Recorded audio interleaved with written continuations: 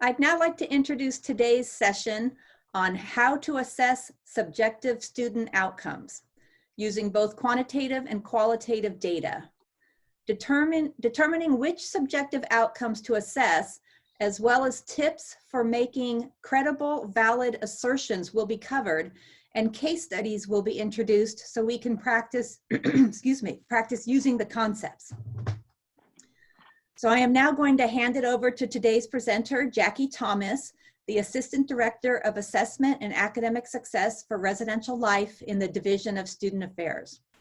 Using your applause icons, let's welcome Jackie. Hi, everyone. Thank you so much for the welcome. Thank you so much, Katie, for all your help and support in getting me ready for this presentation. Is everyone able to see my slides? I see some thumbs ups. Thank you so much. All right. Well, again, I'm Jackie Thomas, and we are going to talk about and practice, most importantly, methods of assessing subjective student outcomes. Most people are familiar with the concept of student learning outcomes, and they know that they're important, but there are a lot of nuances associated with, there we go.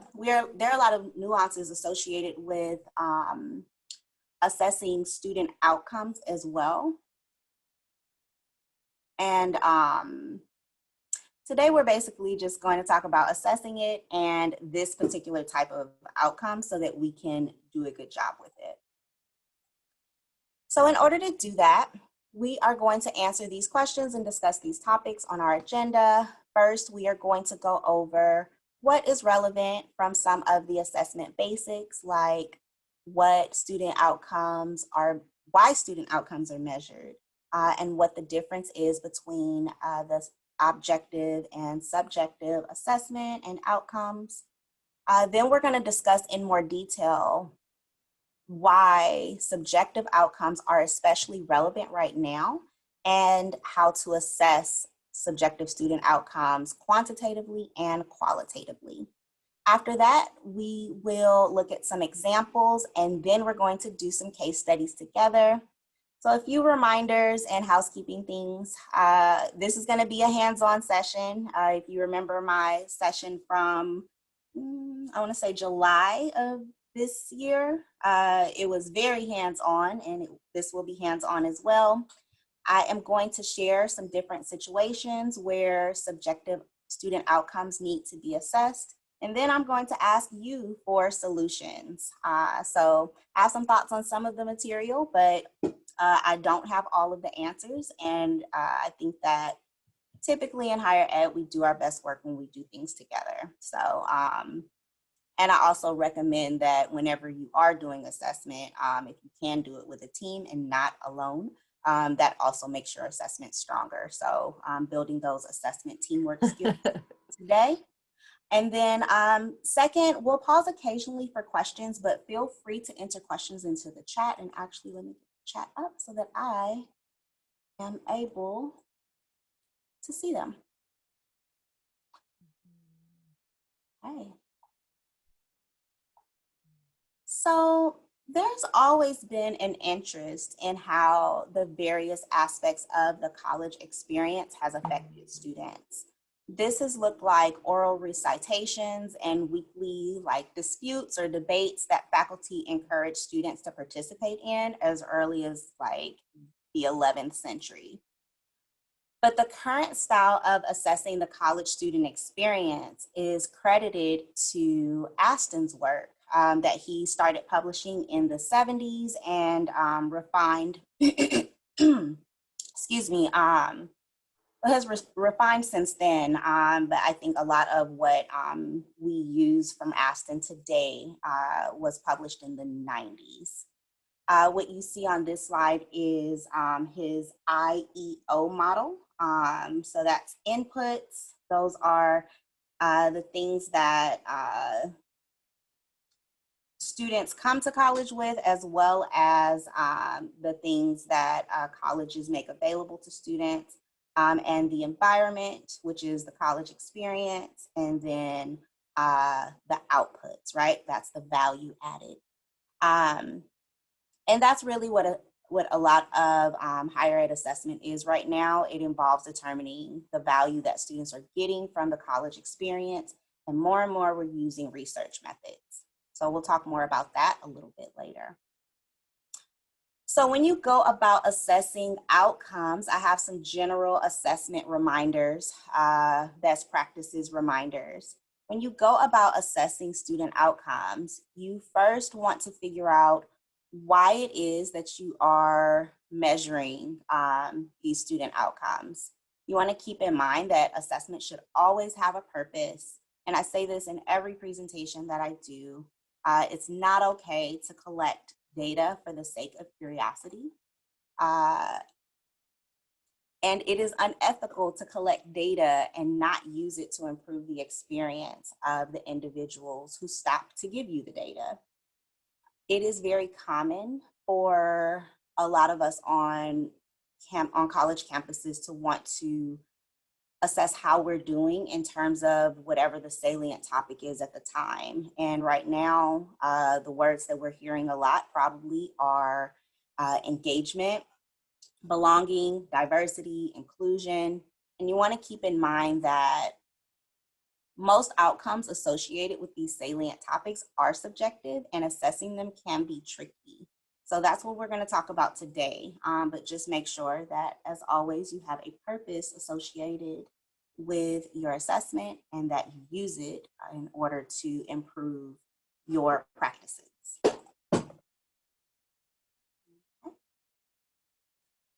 So we are going to start by getting clear on the difference between subjective and objective assessment and outcomes.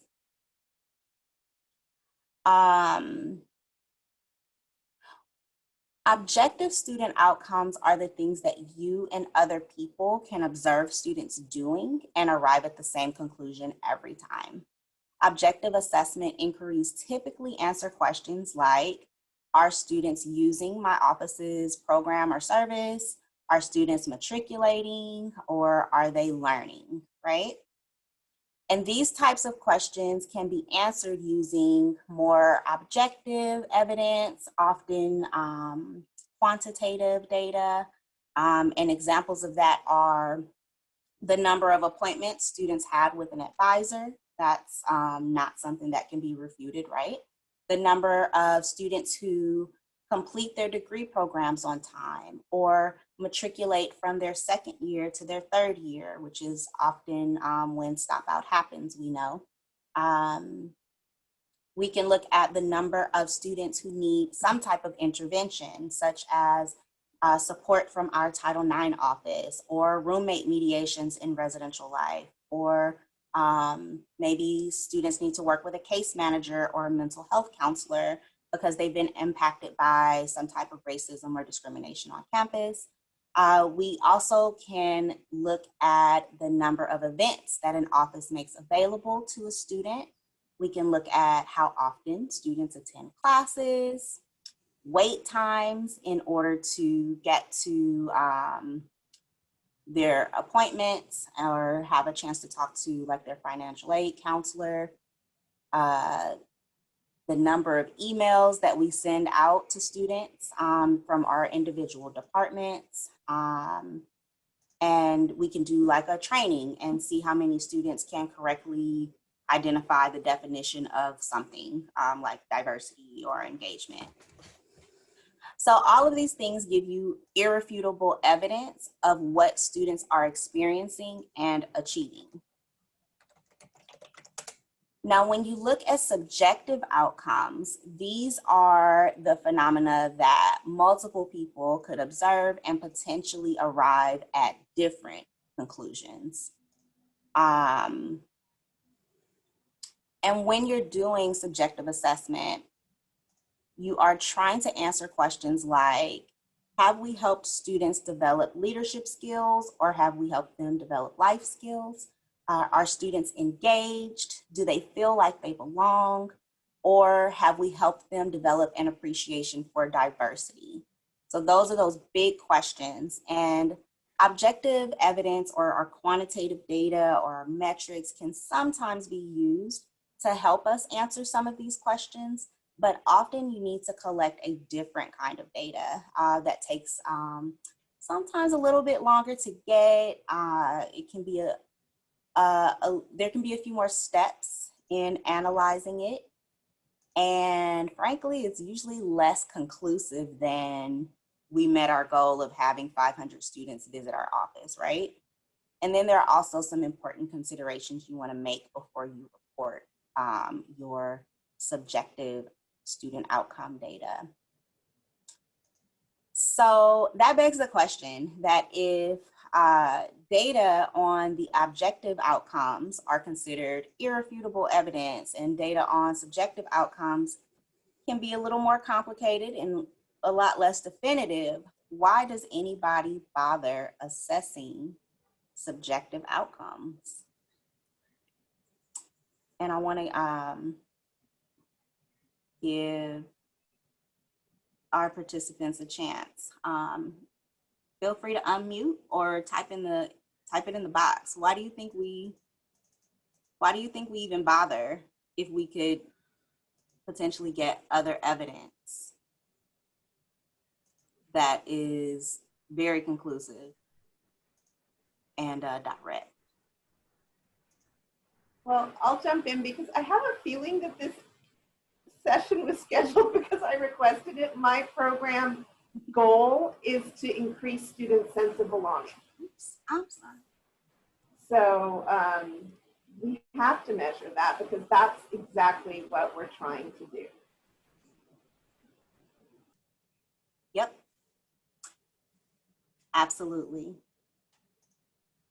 I think another reason why it's important to understand subjective data is so we can get a little bit more deeper, significant information from the respondent. Sometimes subjective data can be limiting to just a specific behavior or idea that's created by the researcher. And this can allow us to get new data that we may not have considered. Mm-hmm.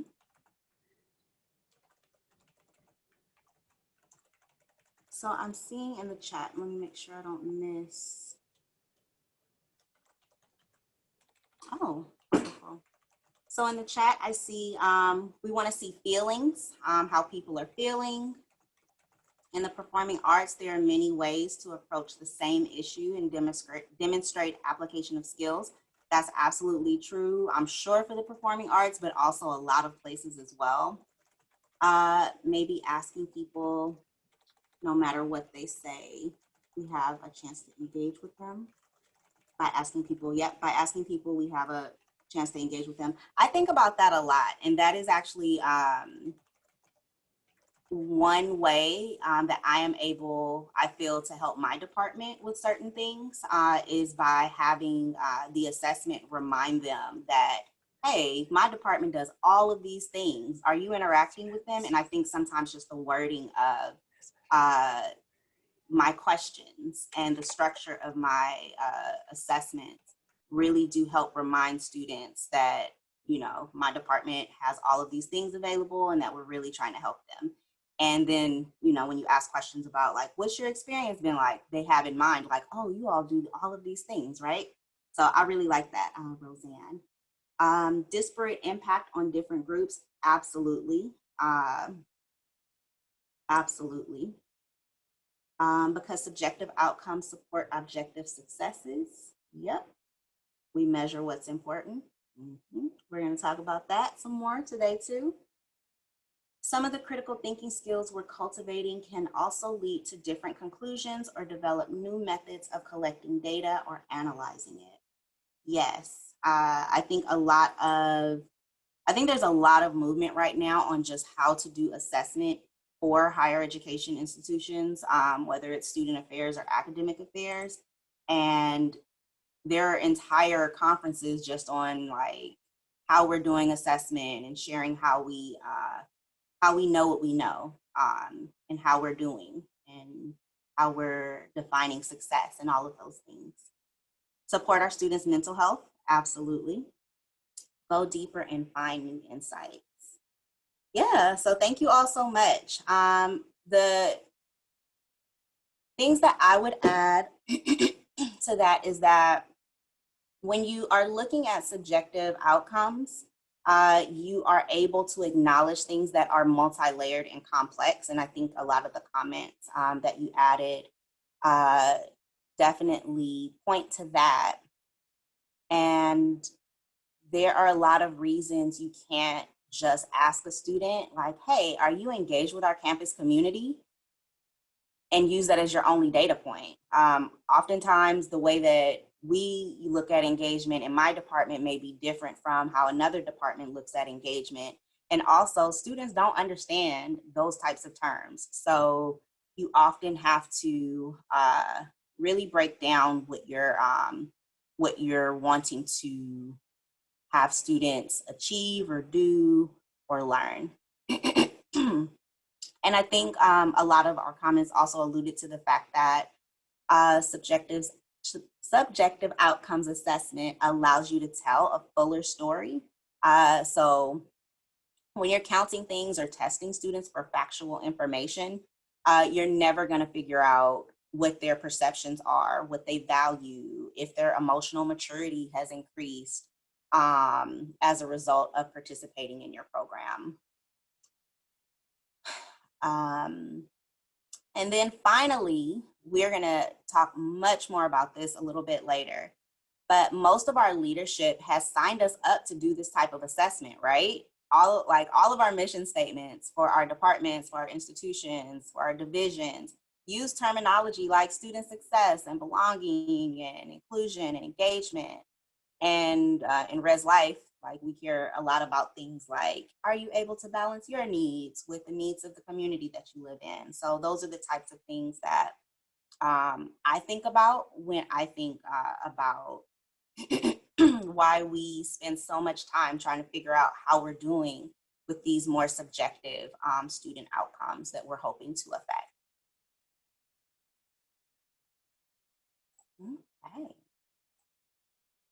So let's talk about why these outcomes are especially relevant right now. And I would say it's for these two reasons. First, higher education assessment is more and more successful at using research methods and showcasing the value of the holistic college experience that we're providing, which means that we're getting really good at demonstrating how our work impacts students. We're getting good at understanding the experiences of students who have been maybe historically overlooked or poorly served by our institutions. And we're getting good at making data-driven decisions so that we can continuously improve. So that's great, right? And then second, our improved assessment efforts happen to loosely at the same time be coinciding with the fact that a lot of campuses are adopting the business model. And these two things together have created some really good opportunities as well as some serious challenges. Excuse me. So in terms of the challenges, I just want to acknowledge that sometimes assessment is avoided by people because they feel like it's going to be used to contribute to this culture of like justifying your jobs and justifying your programs and the services that are near and dear to our hearts that we know are creating a good student experience. And that culture of assessment can be real demoralizing and counterproductive because I believe, like someone said in the comments, that, yes, I'll explain the business model in just a second. Actually, I'll stop and do that. So when I say that a lot of campuses are adopting the business model, there has been this shift on the parts of a lot of parties. So not just the institutions, not just students, not just staff and administration, but there's been this, I would say like entire campus community like shift at kind of commodifying higher education. So come to this school and you'll get a good job, right? As opposed to the things that we know students come to college for that we don't necessarily spend time on. So for instance, when you attend a four-year university, or when you attend a university to get a four-year degree, you're usually involving yourself in something called liberal arts education. If you are getting a liberal arts education, you should be leaving college with citizenship skills and like other soft skills, right? You should leave college being able to communicate at a certain level and have all of these other outcomes that we see in student development theory that we all agree are amazing. But sometimes when we are looking at the business model, we're just trying to figure out how many students are making it through college in a certain amount of time. It can cause us to alienate students. It can cause us to have students look at us as just service providers as opposed to individuals on a campus who are here to teach them. And I would say that student affairs professionals have just as much of a responsibility to teach students as do our faculty. Does that answer that question? Yes, okay. So when you have the business model, when you're adopting the business model and you are adopting this culture of like, let's just figure out, how to spend like as little money on these things so that we can do like whatever, right? Like you can really create a culture where people feel like I need to do assessment in order to justify my job. I need to do assessment in order to justify the existence of this program or service. And I would say that if that is the only thing you're doing with assessment, you're going about it the wrong way. So it's important to make really clear what it is that you are doing with your assessment. And that's why I say it's important to use the assessment and report back how you're doing it. But you can inadvertently narrow the scope of people's work. And I think earlier when I was reading the comments that someone said, like, whatever gets assessed gets the attention, right? And that's absolutely true. And ultimately, if we are, if we have our staff just trying to meet with a bunch of students and not worry about the quality of those meetings or the outcomes of those meetings or what students are learning from those meetings, or we have staff that just want students to come to programs, but we're not worried about student learning at the programs or what students could be getting out of the programs, then ultimately the students lose out. Most people don't get into higher education to just like do the business model, like have students come to their programs and not actually be putting energy into making quality programs, et cetera, et cetera. So the staff become unhappy, et cetera, et cetera. Cool. So I make this point about the business model only to say that it's important that assessment is done well, because when it is done well, there are a lot of positive things that you can do. You can use the data to help you fairly and effectively allocate resources. And typically when people have good data, they are able to share it and they're able to be more transparent. So if my program gets cut because another program needs resources and someone shows me the data, I might understand why I have less because people were transparent with me, as opposed to I just think it's unfair, or maybe it's something I did wrong and I'm internalizing that and then I'm sad at my job. You can use data to address problems and make improvements. And I know I said so many positive things and that often does not feel positive, but that is a positive thing in the long run, even if there's some growing pains. And then you can celebrate the positive ways that your area is contributing to students' learning and development, and you can recognize the efforts of both the people and the programs that are helping you make a positive impact on students. Any questions before we move into how to assess subjective student outcomes?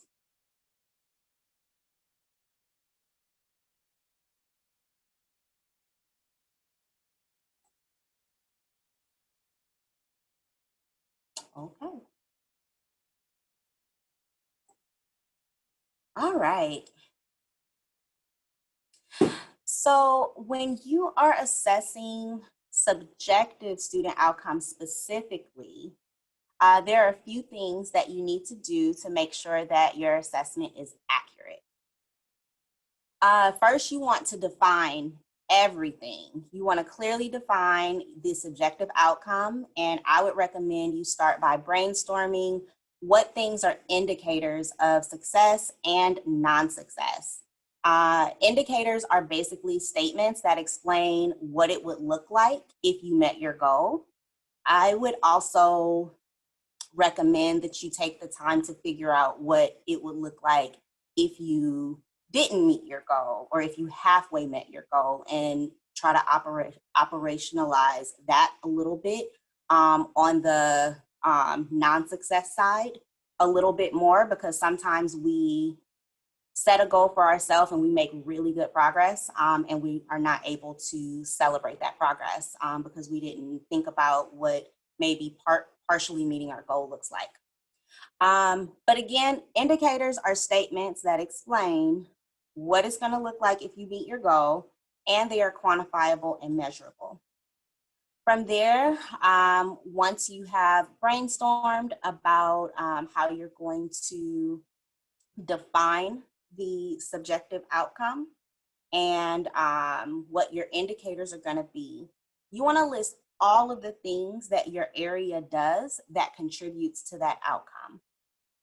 And then from there, you want to take a moment to consider how the definitions you're creating align with the larger departmental, divisional, institutional goals.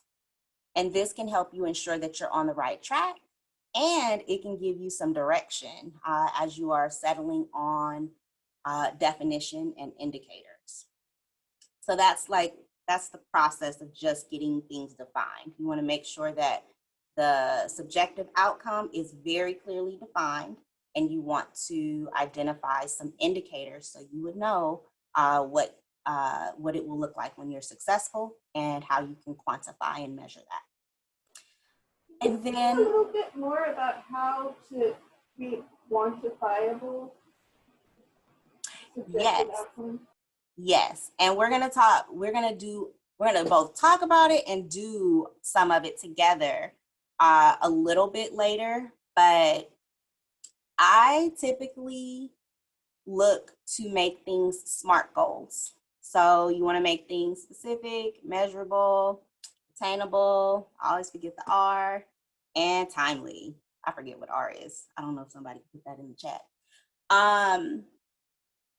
So realistic, relevant. Thanks. So I'm gonna keep going, and we are going to do that together. So if you can just hold on a moment, let me get through, I think it's just 2 more slides. Of course, thank you. Cool. All right, so after you have all of the things defined, you are going to start the planning. And this is really important.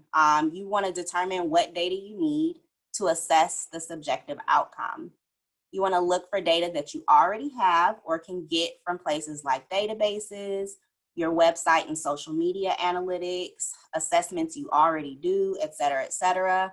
You want to basically collect whatever will help you understand how you're doing on that subjective outcome, and then determine what specific things students can do where they demonstrate where they are with that outcome. So I would say that the things that we would typically look at are going to be a specific action that you observe, a specific action that students report to you, or a statement that students can agree with about their feelings, beliefs, or perceptions. So I'm going to give examples of those three things because these really help with the planning of how you're going to operationalize and collect data on your subjective student outcome. So when you're looking at a specific action that you can observe, let's say, for instance, you are an advisor of a student club and you're assessing their teamwork skills.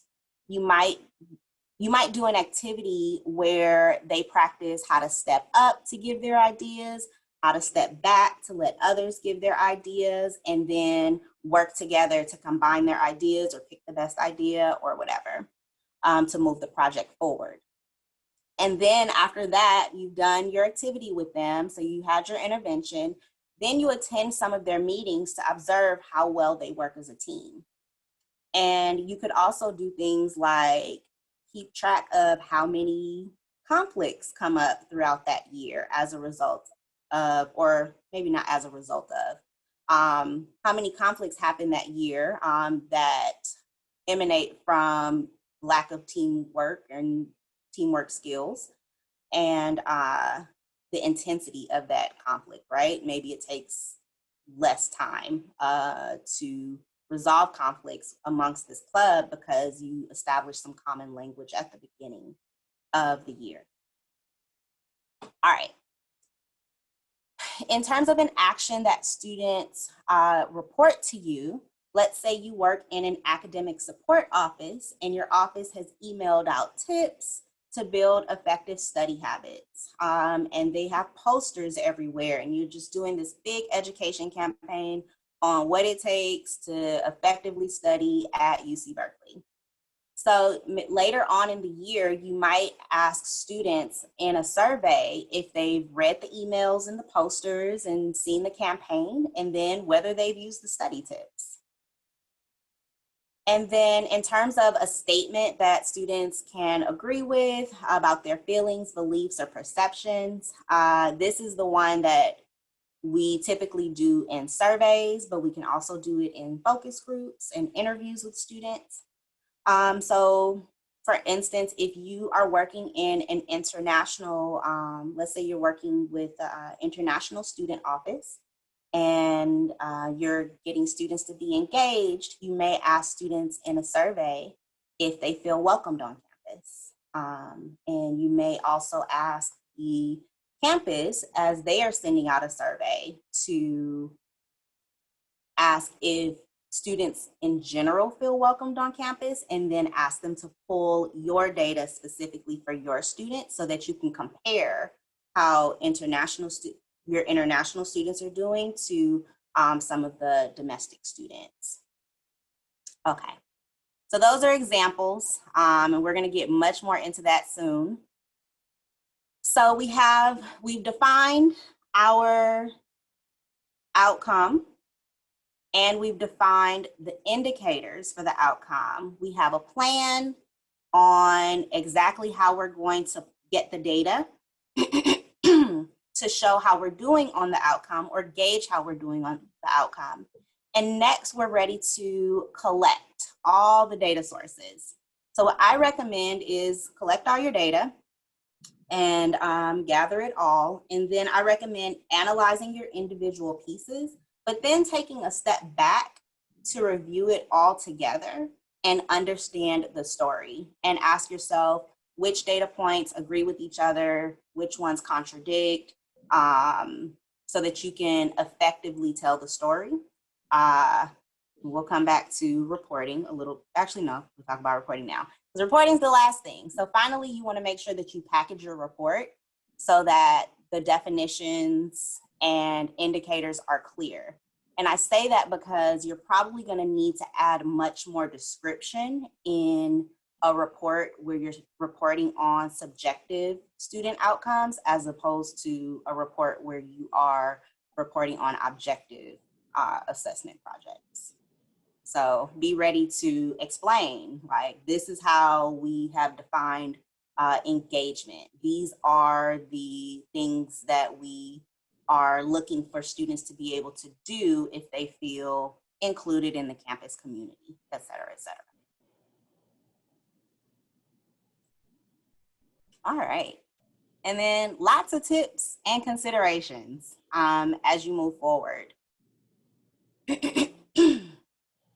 So first, it may be helpful if you share the subjective outcomes definitions with students, either before you provide the experience or during the experience. This way, when they see the language on the survey or hear it in an interview, it isn't their first time seeing it or hearing it. And this will make me more confident in my data, but I recommend this. I recommend this knowing that there are some times where it's not practical or even appropriate to explain certain things to students. Like sometimes it's just not worth stopping them. But oftentimes, if your office is committed to providing a certain level of service or committed to providing a welcoming environment or things like that, those are often things that you're okay with telling people. So it's okay to tell students, this is what you can expect. And then later on down the line, when you ask them, like, did you get it? They won't be surprised that you were trying to provide that all along. Next, you want to use multiple data sources. So you can meaningfully connect quantitative data and qualitative data to tell a fuller story. And I highly recommend that.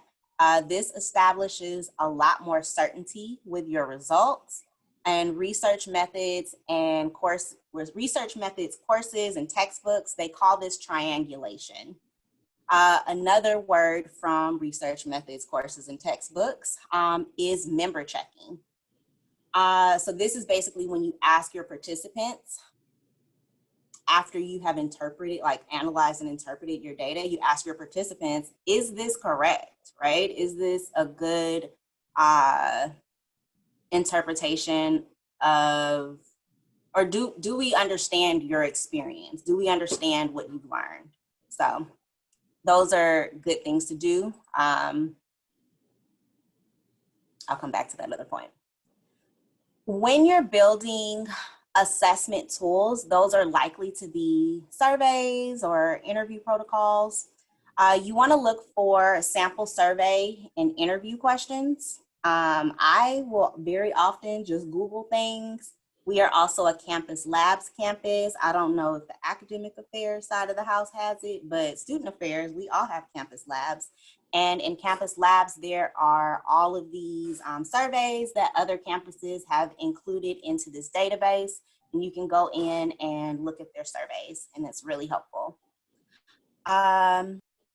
You can ask your colleagues or your networks for ways that they have operationalized and collected data on certain things. And you can also ask your area.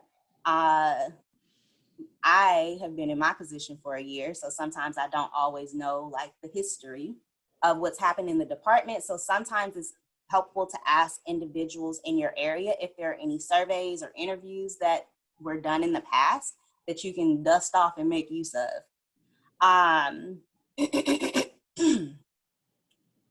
So I say all of that to say, if you don't have to recreate the wheel, don't. Modify something else if you can, but also be aware that you don't have to just, take a survey that someone else did and not make any changes to it. You really want to make sure that you are getting the data that you need for the project that you're working on. So feel free to modify, even if you get that survey that someone else used and they're super reputable, make sure that it works for you. So you also want to be really, really careful to word your surveys and your interview questions so that students understand them. You want to avoid jargon. One good piece of advice I got on just communicating in general is you have to basically, certain things you have to communicate in a way where you cannot be misunderstood. And I think that's a good way to look at subjective student outcome questions when you're asking students, because they are not savvy to some of the nuances, to the jargon that we use, right? To the engagement, to the belonging and things like that.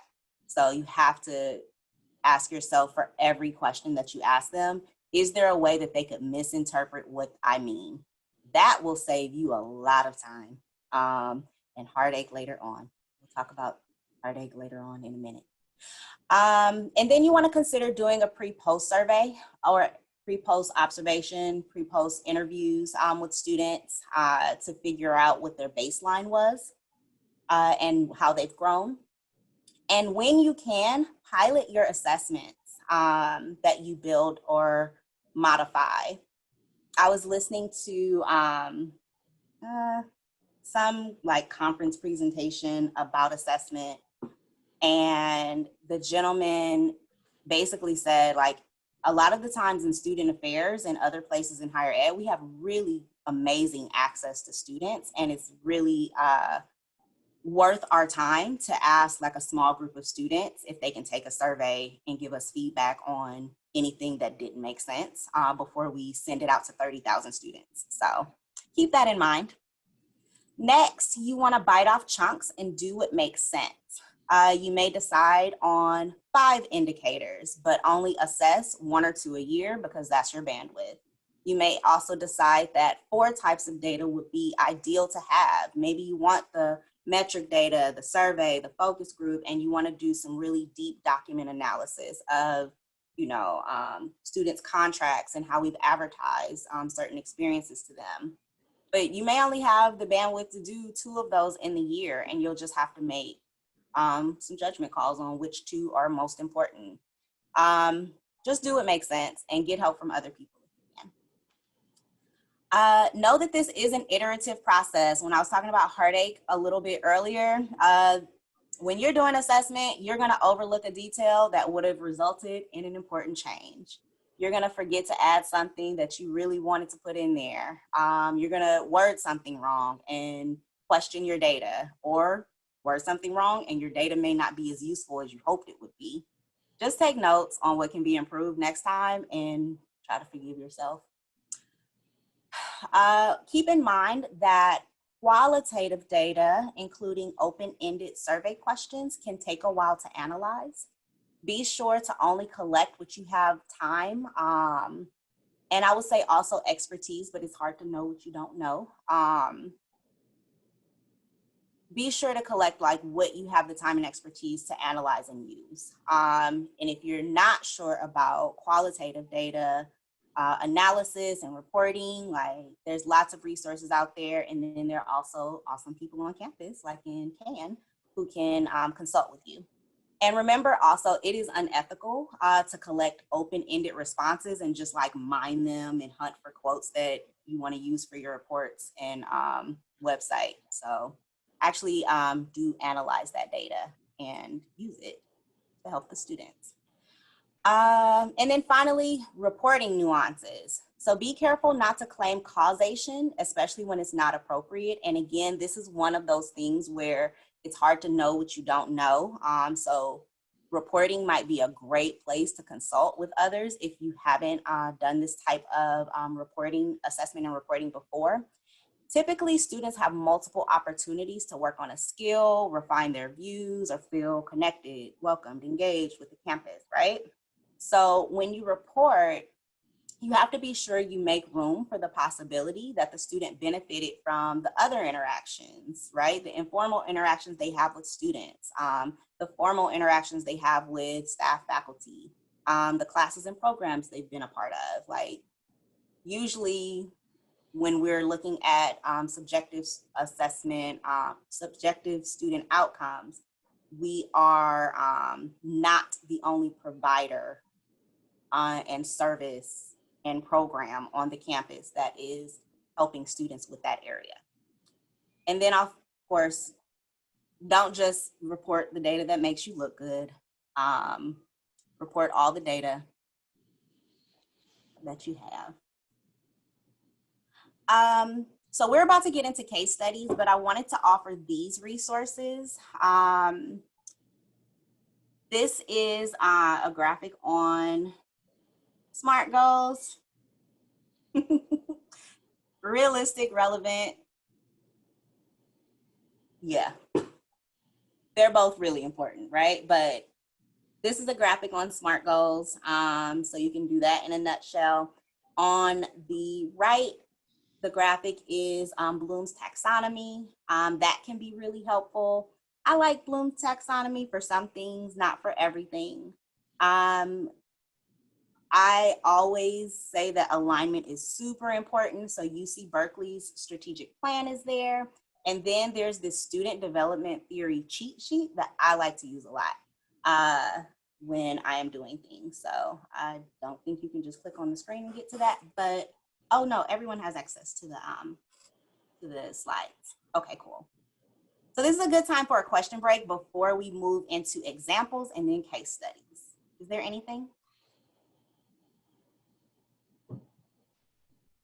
I was just ready to say the same. The link for the cheat sheet is not live. Okay. Let's see if I can find it really quickly. Oh, that didn't work at all. Oh, okay, give me 1 second. I'm just gonna give it to you now.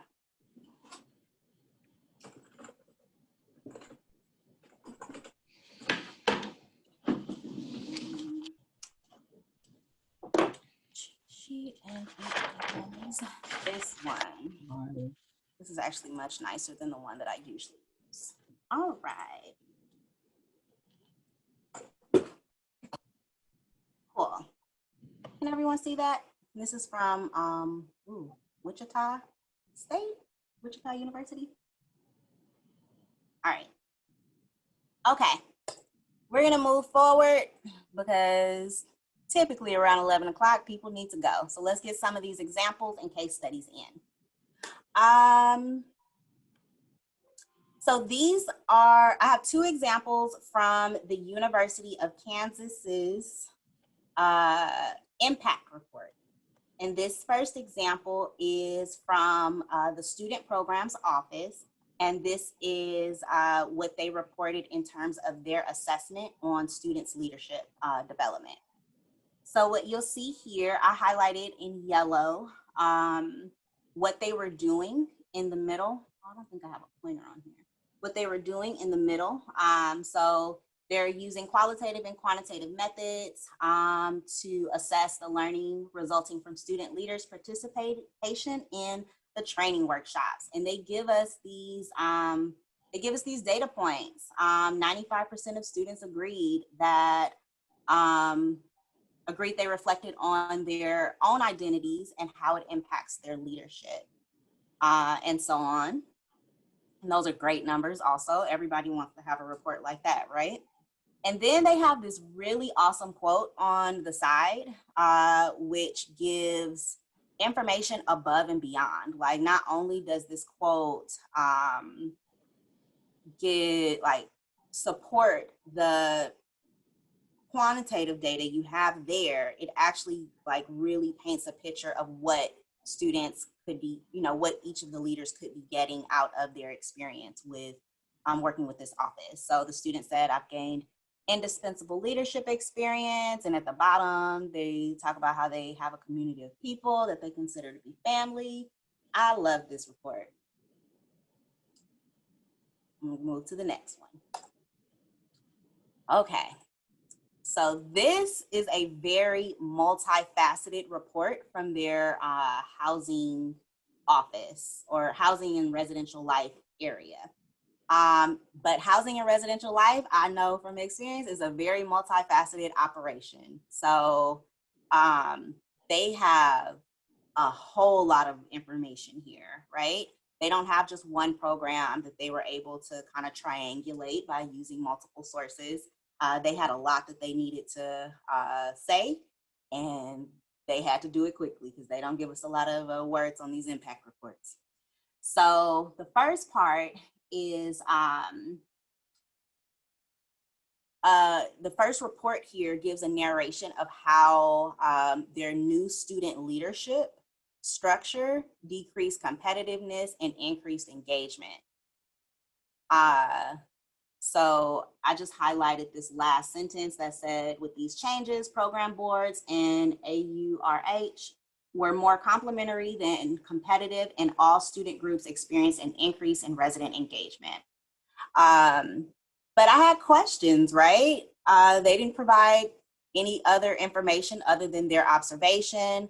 I want to know how many more residents attended their programs this year than last year. I want to know if their student leaders that were creating these experiences for the residents had a better learning experience as they learned how to be leaders.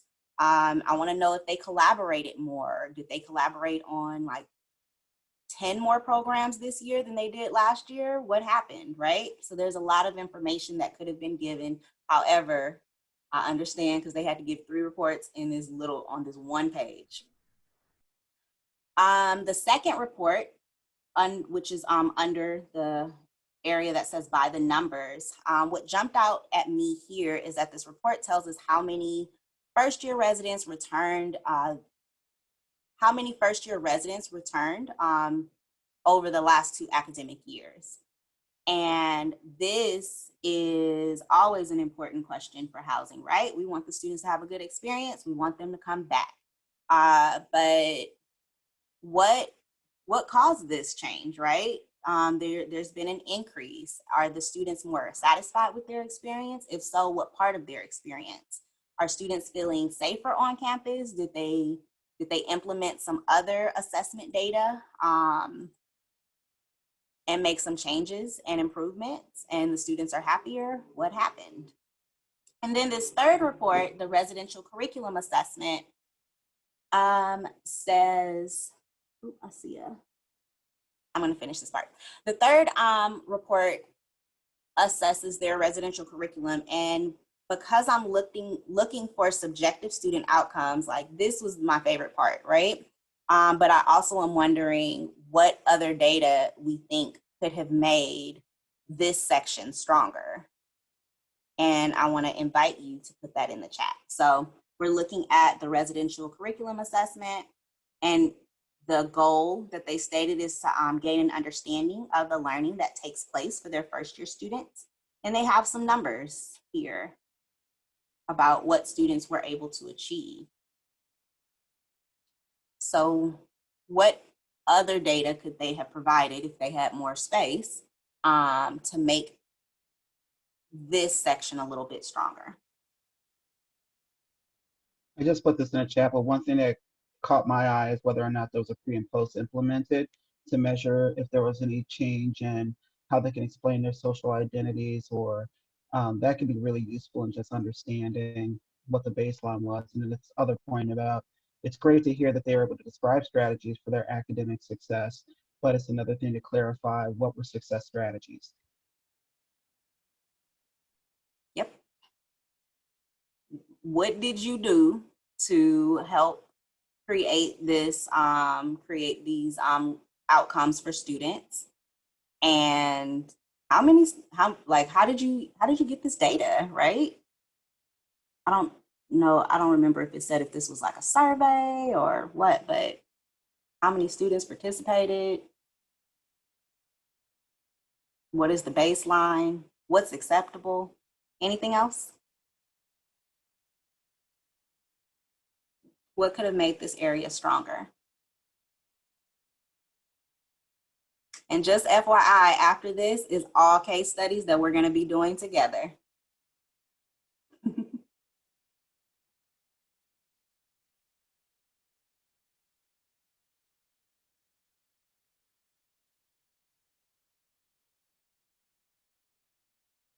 Okay, we're going to move on. But I think that, thank you, Larry. A lot of the questions that I had were also the things that you brought up. I also would want to know what the goal was, right? Is that 85% something to be concerned about? Or is it something to be celebrated? Maybe they could have brought some quotes in, and again, told us how many programs they did that address these different outcomes that they were showcasing here. All right, everybody, find your chat box or your unmute button, because we are going to do some case studies. So I pulled mission statements from various departments at other various colleges, and what I am wanting us to do is to work together to answer these questions. Some of these things I've looked at and I have some thoughts on. Some of these things I've looked at and I don't really know. So again, I believe we're stronger together as a team. So I'm hoping we can work as a team and figure some of these things out. So the questions that we want to ask ourselves are, what subjective student outcomes are basically promised in these mission statements? And then from there, what indicators could the department use to assess how they're doing with those different outcomes? And then from there, what evidence can we collect? And basically, what questions can we ask? So the first one is from San Francisco State University's thank you, Katie. From San Francisco State University's new student orientation department. So this is the department that once students are accepted and they send their statement of intent to register, they start getting the students ready and oriented to the campus and ready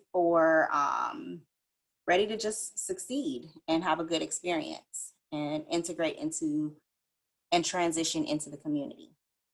So I highlighted two things here.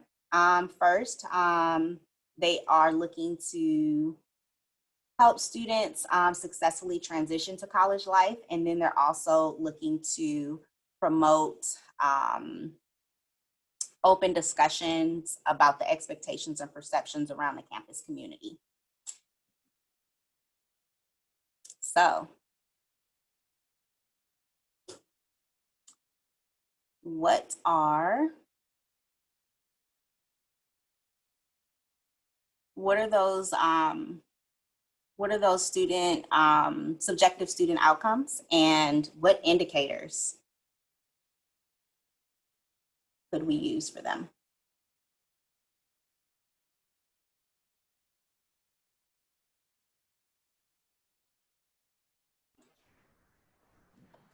Well, I know that when I was being coached on doing outcome-based assessment, I was told, you should set your outcome and then ask if you achieve that outcome. So it seems like a very general outcome. So you'd be asking students, did we help you have a successful transition to college life, which is a pretty broad outcome. Yes. Very broad.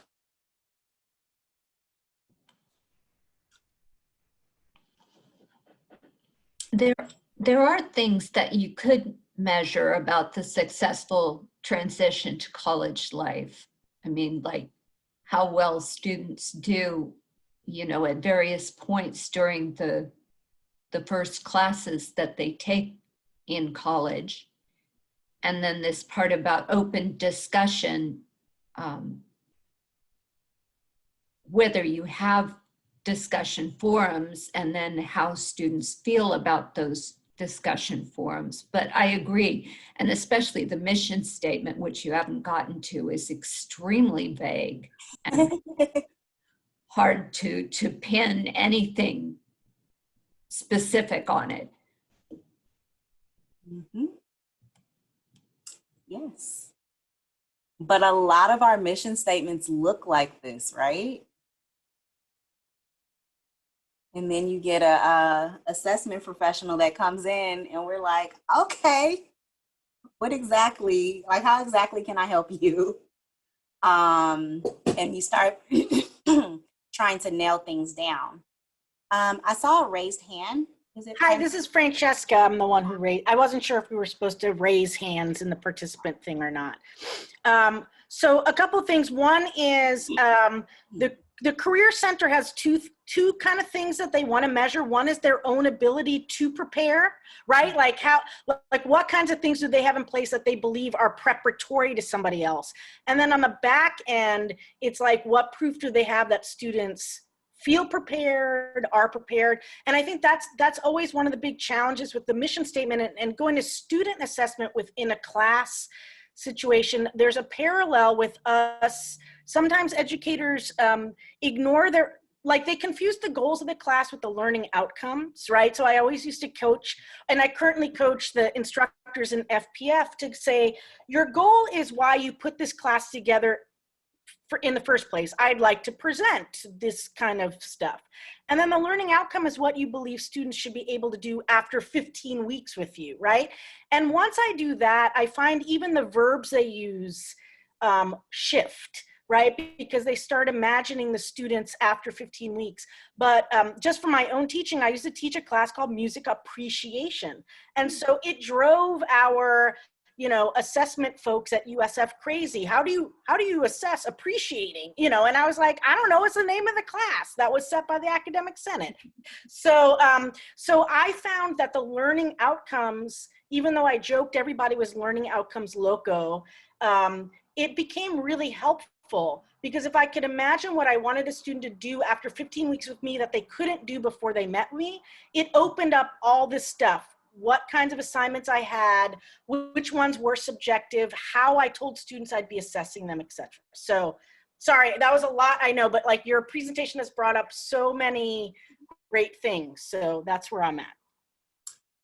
I really like the idea of doing the exercise where you imagine what students can do after they have spent 15 weeks with you in a class, or for instance, this new student orientation department might want to imagine what students can do after they have gone through the formal orientation, as well as received whatever follow-up supports that the orientation department provides. And then a career center, right? Like usually getting students towards the end of their academic careers, but what can they do after they maybe meet with the career center one time, visit the career center multiple times, right? I love that. I love that idea of using that as an exercise, and we can do that today. So, and one other thing I want to add is going back to my original point about that the Career Center kind of wants to measure two different things that are subjective, right? Their own ability as staff members and professionals to provide this, as well as their proof that students were prepared because of what they provided, as opposed to just 4 years in college or whatever. What it also kind of helps shape like job tasks and like where staff members put their energy to, you're right, in resources on the front end. So somebody in chat wrote that mission statements sometimes can be broad, and it might be really useful to be that broad. But I think what happens is, and I keep resonating with something you said earlier, which is, never collect data from someone that you don't have an intention to use. So many offices will have surveys that have like 18 questions, but they really only want to know the answer to 2 of them. And I'm always telling like my director, like, please, why don't we cut half of these? We're not going to use them, right? And so we're all used to making these broad mission statements or these grand intentions that we actually can't measure at all, which is different from the myth of whether subjective assessment is useful, fruitful, or good for embedding in academia. So I actually, thank you so much, Francesca, for all of that. I want to stick with the preparing students for what they want to do from UC Santa Barbara's Career Center really quickly. When I saw that, I was like, that's great. If I'm a student, I definitely want my Career Center to do exactly that. I want you to prepare me for what I want to do and develop my career skills, right? I'm very happy with that as a student, but typically students don't know exactly what they want to do. So there's a lot of steps involved to even getting to the point where you can prepare students for what they want to do, because oftentimes career centers have to help students figure out what that is. I see Larry with the thumbs up. So yeah, so typically we have to figure out what it is that students want to do. And there's a whole body of work about just how to do that, right? Then you get to the preparation steps. And yeah, there are different things you need to look at in terms of being prepared, right? Like staff need to be able to do certain things. Students need to experience certain things and then be able to do certain things. So I agree with that. Unless there are other thoughts on that in particular, the preparing students for what they want to do, I want to go back to the successful transition to college life. Okay, so when you look at a statement like successful transition to college life,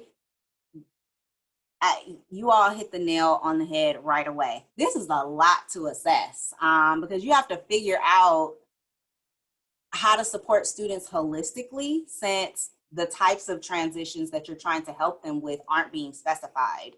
And this is where, you know, assessment professionals, we have to start getting like really creative and start trying to nail down things. And this is where people give the resistance, and some of you probably know what I mean. It's fine. But in terms of indicators, I was thinking, these are just my thoughts. I would want to know how many students complete the fall semester and return for spring, right? That indicates a successful transition if you finish and come back, because we need you to do that at least 8 times if you're on the semester system. How many students stay in their housing contracts? If you transition well, you are probably able to get along with others and be part of a community. If you don't transition well, maybe not. But I say those 2 things, both the how many students come back for spring as well as how many stay in their housing contracts, knowing that just because a student stops out or just because a student cancels their housing contract, that doesn't necessarily indicate that their transition was not successful. There are other factors that could have affected their needs and decisions and ability to continue, right? So you really have to make sure that you tell a story that is sensitive to the human condition, which is not everybody does the same thing. I would also want to ask students in maybe a survey or focus group or some other way. I would want to ask them if they felt welcomed and belonging, if they have friends. That is huge for young people, right? You come to college, you may or may not know anybody. You might have brought people from high school with you, but in general, you definitely want to create new friends. So that's huge. And then students report that the campus has resources that will help them care for their health and wellness. So that hits like a little bit of all the areas. And so those are my ideas of indicators. But do you see how broad that is and how specific we have to make it so that we can assess it? And are there any thoughts or other things that we could potentially look at if we're trying to figure out successful transition to college life?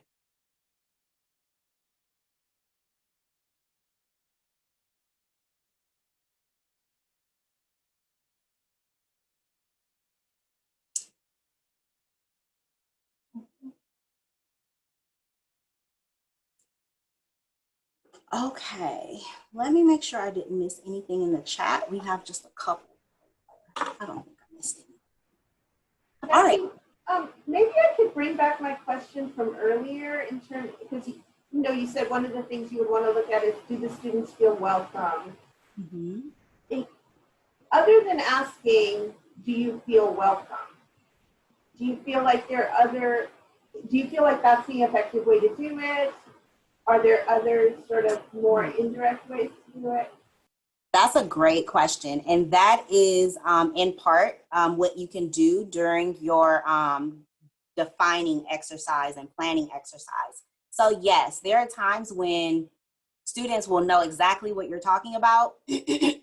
It's perfectly acceptable to ask students if they're welcome, if they feel welcomed on the campus, because most people know what that experience feels like. Maybe not as great of an idea to ask students if they feel belongingness, right? Or engagement. They may not understand what that means. And in either case, where the students are going to have a really clear understanding of what you mean, or maybe a little more murky understanding of what you mean, it is always a good idea to ask other questions, right? So if you tell me that you feel like you are welcomed on this campus, tell me the things that make you feel welcomed, right? Because then you're telling me the things that I can do more of. And then maybe there are other indicators of welcomeness, right? Maybe do you feel comfortable talking to staff? Do you feel comfortable talking to other students you don't know? There are other things that you can ask if the sense of being welcomed is really what you're trying to hone in on as a subjective student outcome. Does that help? Yes, very much so. Thank you. Mm-hmm. That was an excellent question. Thank you.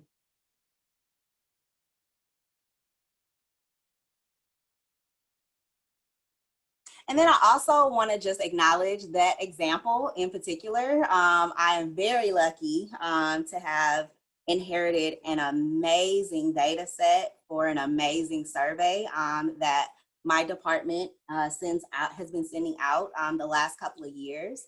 My predecessor, Janelle Padilla, who is here, so excited to see you, actually did work with the department to create this survey where we asked students, did you feel welcomed? And then they worked to imagine all of the things that residential life could have done to make students feel welcomed and listed those. And we actually have that data on what contributed to students' ability to feel welcomed. And of course, it was the other students that were nice to them, right? It was not as much like, oh, for the undergraduate students at least, it was not as much like we gave you really clear information on how to, use our services. They didn't care so much about that. They wanted to talk to the other students. They wanted to connect with their RA and things of that nature. But we know it's going to be really important for students on move-in day and just beyond that time. So thanks, Janelle.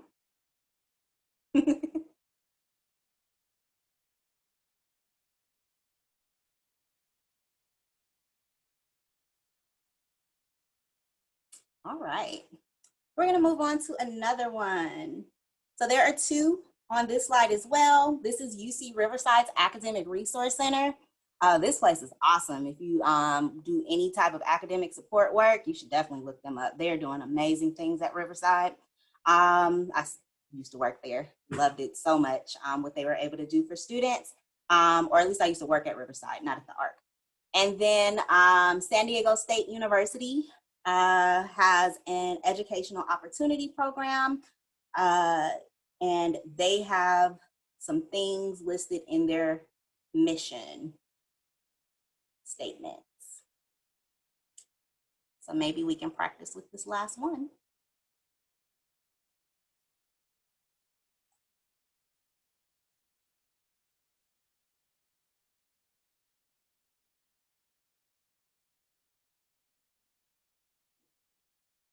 So how do you do these things?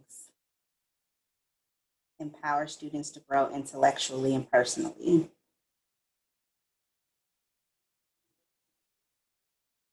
Facilitate successful recruitment, retention, and development.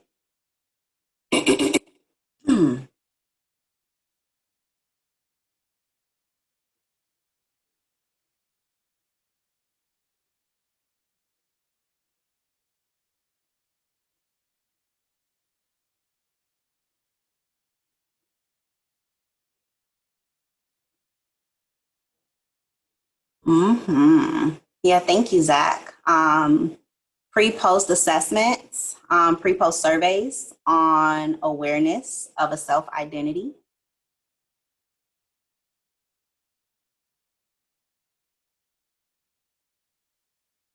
Provide resources and leadership training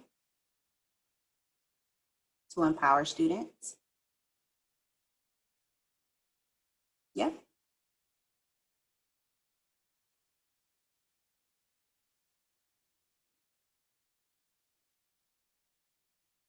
Yeah.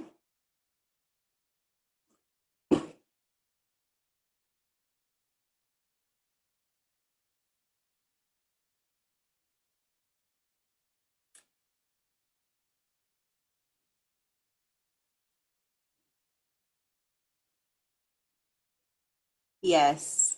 These are very big, vague statements, very ambitious, but I agree. Running some focus groups to figure out how to imagine how these things could be done, and imagine what specific and measurable and quantifiable student outcomes would even be. Students can help you imagine, right? We don't have to be in a lab and try to figure it all out on our own. We can definitely go straight to the source and have them help us figure out what success could look like. So the define and plan and collect and report, it's appropriate to include your students and others in every step of that process. You can take measures of independence or self-motivation, like going to office hours or other actions that previous focus groups identified are hard to be motivated to do. Yep, figure out what students are struggling with and then address those things. Try including students from different levels.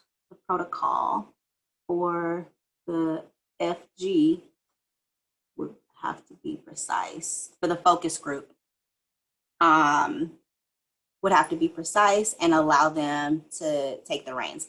Yes, so I didn't go into too much detail about like how to put questions on your survey and how to create the focus group protocol today, but there's lots of information on how to do those things. But yes, there are definitely times in focus groups where you need to ask very specific questions to get just like kind of a list of information.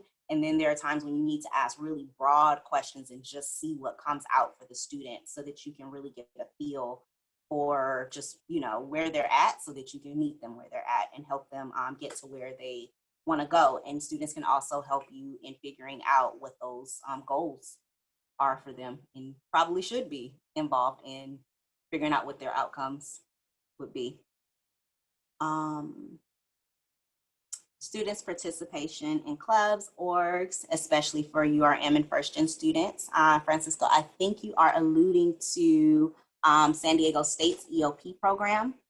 And yes, I hope I'm correct in that assumption, but yes, absolutely. If students are participating in these things, we know from lots and lots of research that if they're doing these things, that there's a lot that they can gain, and that students from underrepresented students and first gen students definitely benefit from the social capital that they gain from participating in these things, especially.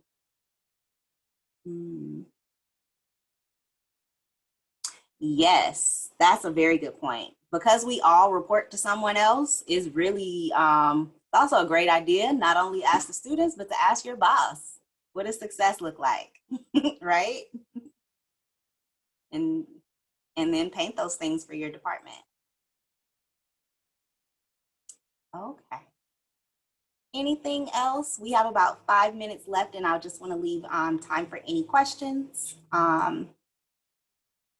I'm gonna skip ahead. I had one more, but I think it was very similar to something. Yeah, we've talked. Yeah, we've done that one already. All right. Any questions? Anything that we want to discuss?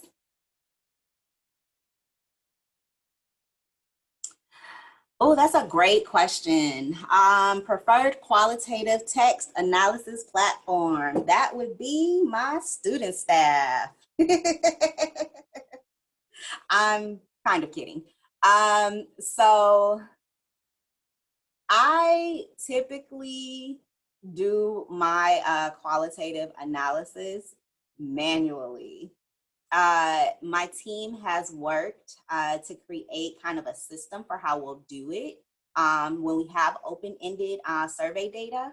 And as we start to solidify reports, I would be happy to share our method for doing it. I have a student staff team that are amazing with statistics and quantitative data analysis.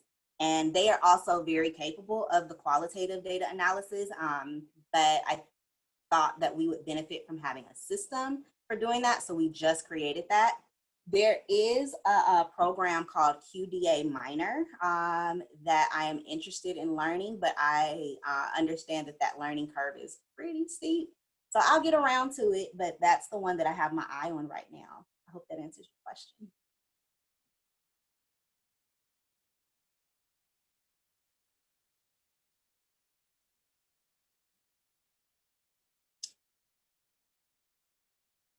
And then I'll also add that this is actually a question that I am actively working on this semester. And I was introduced by Noam in student affairs that there's the D Lab, and they have a lot of resources and information about all of the different platforms, including like In Vivo and I can't remember the other ones off the top of my head, but it also has QDA Minor. There is a version of QDA Minor Lite. Oh, thank you so much, Katie. There is a version of QDA Minor Lite called QDA Minor Lite, which is free. And that's kind of where I'm trying to get started. And then from there, I'm just trying to figure out if it's a good idea for my team to try to learn to use this, considering it's me and students who are gonna be graduating every few years, right?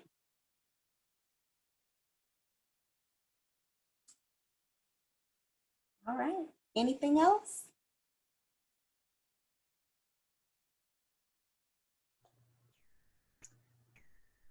All right, Jackie, thank you very, very much. Let's give Jackie a round of applause using our emoticons. Thank you. I also want to thank Michelle Rabkin for suggesting this great topic. You don't hear these kind of sessions on subjective outcomes very often, so I appreciate the suggestion. Remember that the slides, the Zoom recording, and the Zoom chat from today will be sent to the CAN listserv. It will also become available on the B Drive. I hope that this session has helped with your professional development and also to feel connected to this community of practice. I also hope that you and your family are safe and well. Have a great weekend, everybody. Bye-bye. Bye, everyone.